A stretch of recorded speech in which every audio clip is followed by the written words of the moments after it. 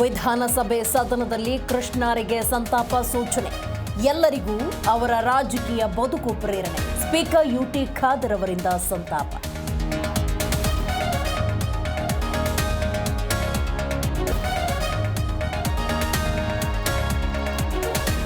ನಾಳೆ ಸರ್ಕಾರಿ ರಜೆ, 3 ದಿನ ಶೋಕಾಚರಣೆ.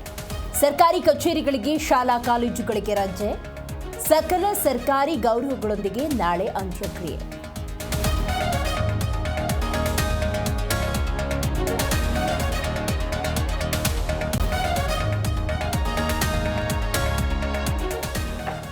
ರಾಜಕೀಯ ಗುರು ಕಂಡು ಡಿಕೆ ಶಿವಕುಮಾರ್ ಗದ್ಗಿದ. ಸದಾಶಿವನಗರದಲ್ಲಿ ಎಸ್ಎಂ ಕೃಷ್ಣ ದರ್ಶನ ಪಡೆದ ಡಿಕೆ ರಾಜ್ಯದ ವಿಕಾಸ ಮಾಡಿದ ಆರ್ಥಿಕ ಶಕ್ತಿ ಎಂದು ಗುಣಗಾನ.